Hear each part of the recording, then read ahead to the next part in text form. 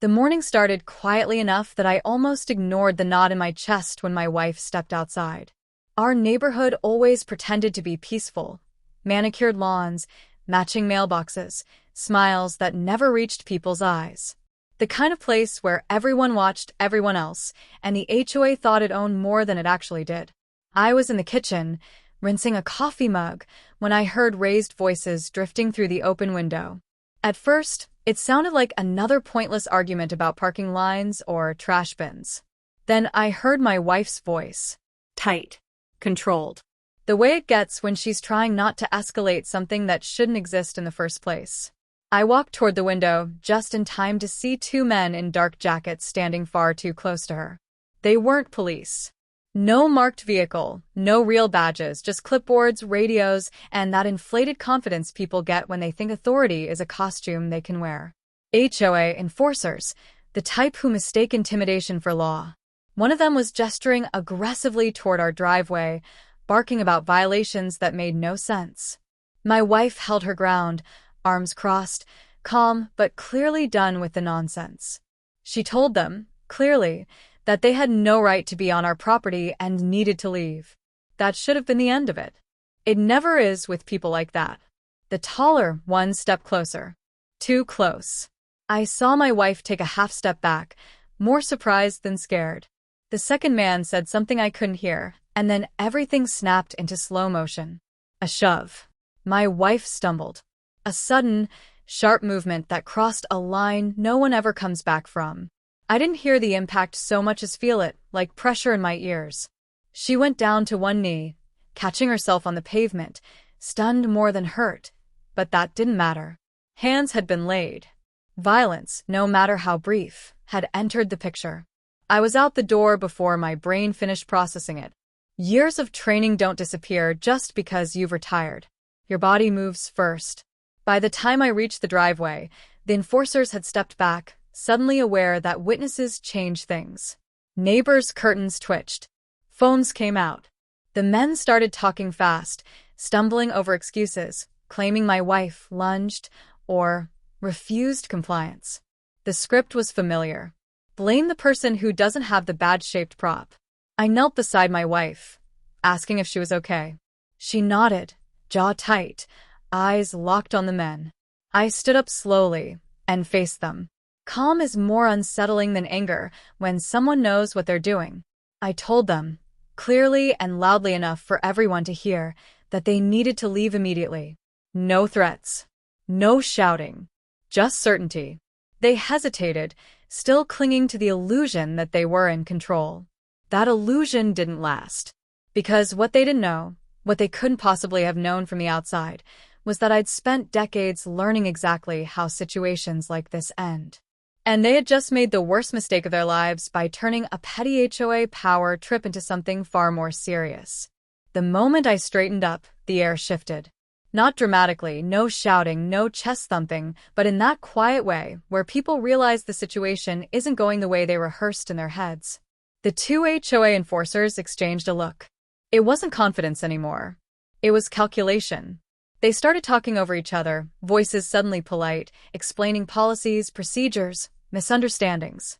One of them even tried to laugh, like this was all some unfortunate mix-up that could be smoothed over if everyone just relaxed. I didn't relax. I asked for their names. Real names.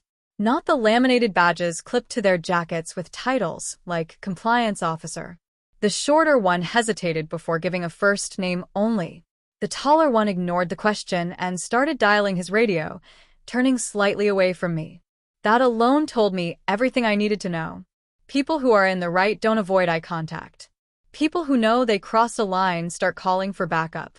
My wife stood up slowly beside me. She brushed gravel from her palm, winced, then squared her shoulders. She wasn't crying. She wasn't shaking.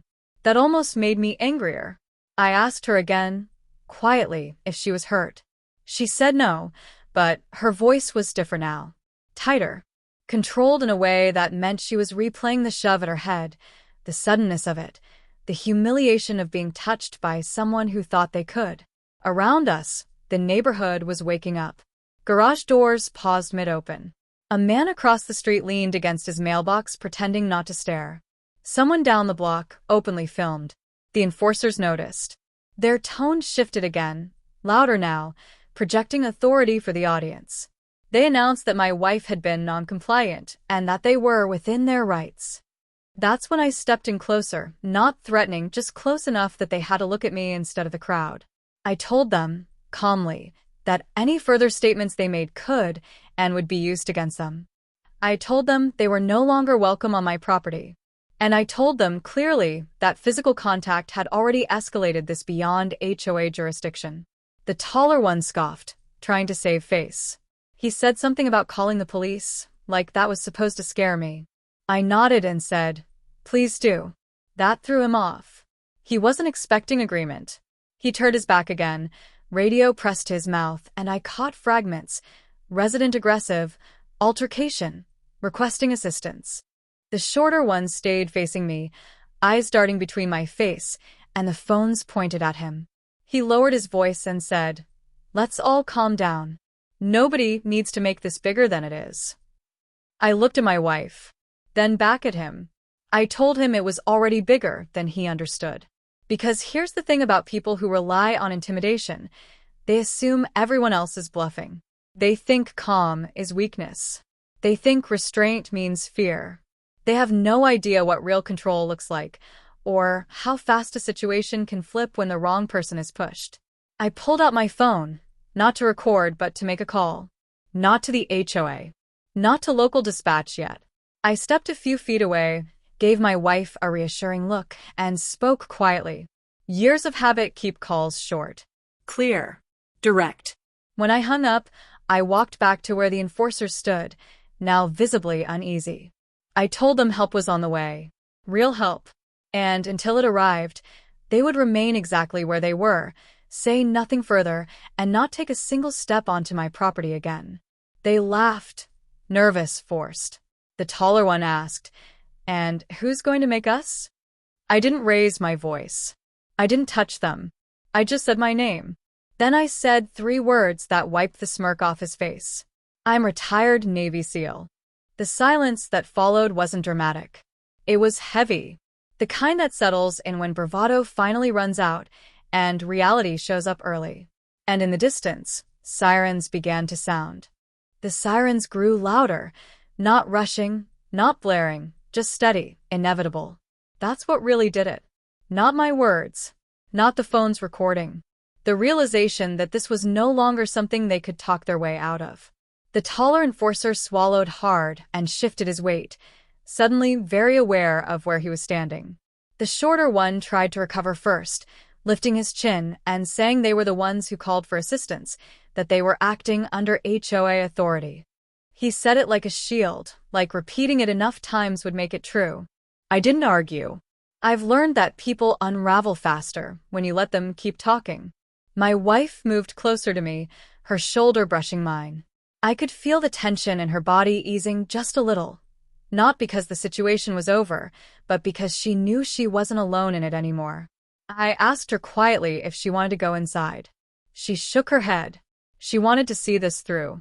I respected that. Strength doesn't always look loud.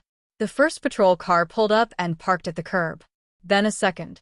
2 officers stepped out, calm, professional, eyes scanning the scene the way experienced cops do when they know they're walking into something messy. One of them recognized me immediately. His posture changed just slightly, not deference, not fear, just understanding. The kind that comes from knowing who's who and how things are about to go. Before either officer could say a word, the HOA enforcers rushed forward, talking fast, interrupting each other, pointing back at us. They claimed harassment, threats, non-compliance. One of them even gestured toward my wife like she was the problem. That was a mistake. A big one. The officer held up a hand and told them to stop talking. Then he turned to me and asked, calmly, if anyone was injured. I nodded toward my wife and explained exactly what happened. No exaggeration. No emotion. Just facts. Time. Place. Action. Witnesses. I gestured to the phones still raised around us. The officer listened, nodded once, and then turned back to the enforcers. He asked them a simple question. Did either of you make physical contact with her? They hesitated. That pause was everything. The taller one tried to hedge, saying it was incidental, that he was guiding her back for safety reasons. The officer didn't react. He just asked again, slower this time. The shorter one cracked. He said yes, but claimed she was aggressive. That's when the officer asked if they were sworn law enforcement. They said no. He asked if they had any legal authority to detain or touch a resident. Silence. That's when things turned. One officer asked the enforcers to step aside. The other spoke to my wife, asking if she wanted medical attention if she wished to press charges. She looked at me, then back at him, and said yes to both. Her voice didn't shake. That took more courage than people realize. Choosing accountability always does. The enforcers' faces drained of color. This wasn't an HOA dispute anymore. This was assault. Real consequences. Real paperwork. One of them tried to argue, saying this would cause problems for the neighborhood. The officer replied, flat and final. You caused the problem when you put your hands on her. They were separated, questioned individually. One was handcuffed while the other protested loudly, claiming misunderstanding, threatening lawsuits, demanding to speak to HOA leadership. None of it mattered. The script had flipped, and they had no lines left. As one of the officers led the taller enforcer toward the patrol car, he looked back at me. Not angry, not defiant, just stunned. Like he was finally seeing the edge he'd crossed and realizing there was no undoing it. My wife squeezed my hand. Not hard, just enough. The sirens faded. The neighbors slowly retreated. Phones lowered. The quiet returned, but it wasn't the same quiet as before. Because now everyone knew something important. And the HOA? They were about to learn it the hard way. The patrol cars pulled away one by one, taking the enforcers with them and leaving behind a silence that felt heavier than the confrontation itself. The kind of silence that lingers after something irreversible has happened. My wife and I stood in the driveway for a moment, just breathing, letting the adrenaline drain. Her hand was still in mine. I could feel a slight tremor now, not fear, but the delayed reaction that comes when your body realizes it's safe again. An officer stayed behind to finish statements. He walked us through the next steps carefully, respectfully. Medical report. Witness follow-ups. Video evidence collection. He made it clear this wasn't going to disappear into HOA paperwork or get buried under neighborhood mediation. This was a criminal matter now. He also mentioned, almost as an aside, that the HOA had already called the station twice in the last year for authority overreach complaints. This wasn't an isolated incident. It was a pattern. That explained a lot. When the officer finally left, the neighborhood didn't magically go back to normal. Doors stayed half open. People whispered across driveways. A few neighbors came over quietly, offering support, apologizing for how things have been around here. One older woman told my wife she was proud of her for standing up. Another neighbor admitted they'd been harassed by the same enforcers but were too afraid to push back. Power thrives on silence. Today, that silence had cracked. Later that afternoon, my wife went to get checked out. Minor injuries. Bruising. Documentation. Necessary steps. I stayed home, not because I was afraid to leave, but because I knew what was coming next. When organizations like HOAs lose face publicly, they scramble. They send emails. They rewrite narratives. They look for ways to protect themselves instead of taking responsibility. Right on schedule, my phone buzzed. An email from the HOA board, marked urgent. It expressed deep concern over the morning's events, claimed the enforcers had acted independently, and requested an immediate meeting to resolve the situation amicably. There was even an apology buried between paragraphs of legal distancing language. I read it once, then again. Same old playbook. Separate themselves from the people they empowered. Pretend this was unexpected. I forwarded the email to my attorney. No response. No acknowledgement. From this point forward, everything went through proper channels. That wasn't aggression, it was discipline. By evening, word had spread well beyond our street. Social media posts. Neighborhood group chats. A short clip of the confrontation circulated, just enough to show the shove, the crowd, the police arrival. No commentary needed. Facts speak loudly on their own. The HOA board shut down comments within an hour. That silence was louder than any denial. When my wife came home, we sat together on the couch, the house quiet around us. She leaned her head against my shoulder and finally let the tension go. Not tears, just exhaustion. I told her how proud I was of her. She smiled faintly and said, "I just didn't want them to think they could do that to anyone else." That's when it hit me. This wasn't just about us anymore. It never really was. It was about boundaries, about what happens when people confuse power with permission, and what it takes to remind them they're not the same thing. The next morning, a certified letter arrived from the HOA's legal counsel. Formal, cautious. They suspended all enforcement activity pending internal review. The two enforcers were terminated effective immediately. No admission of guilt. No apology. Just damage control. It was too late for that. Because once lines are crossed, you don't get to decide how consequences look. And the HOA was about to find out that this incident didn't end with arrests or emails. It ended with accountability. The accountability didn't come all at once. It came in waves, slow, deliberate, impossible to stop once it started. That's how real consequences usually arrive. Quiet at first, then overwhelming. 2 weeks after the incident, the official charges were filed. Assault, misrepresentation of authority, trespassing.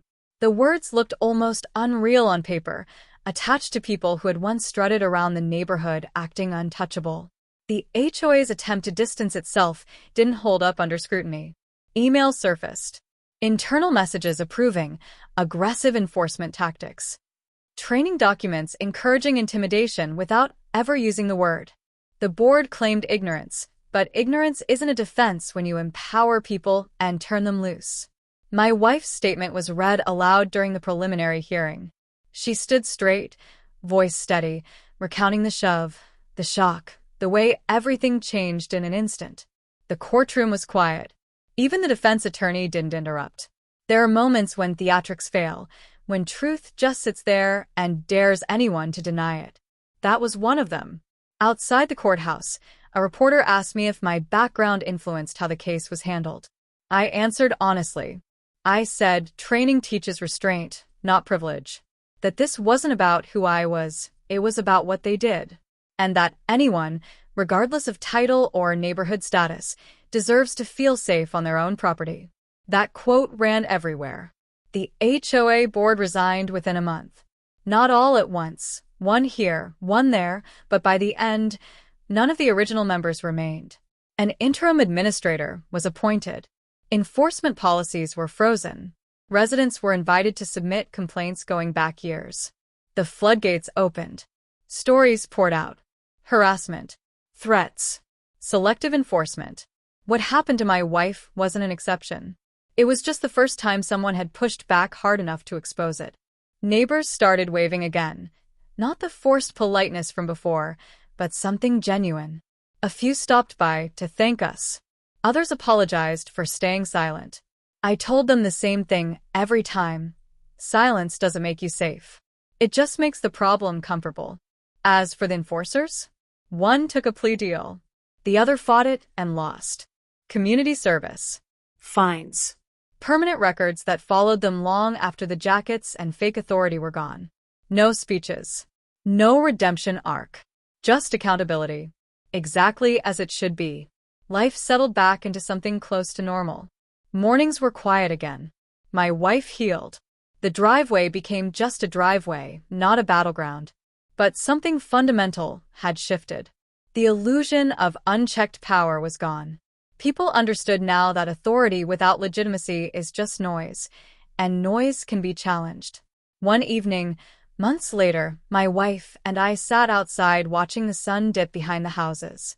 She squeezed my hand and said, "I don't think they'll ever try that again." She wasn't talking about us. She meant anyone. I nodded. Because fear doesn't keep order. Accountability does. I didn't enjoy what happened. I didn't relish the confrontation or the aftermath.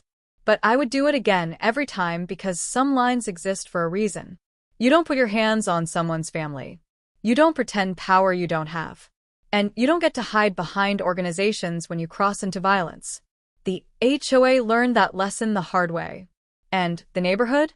It finally became what it always pretended to be: peaceful, respectful, and safe. Sometimes justice isn't loud.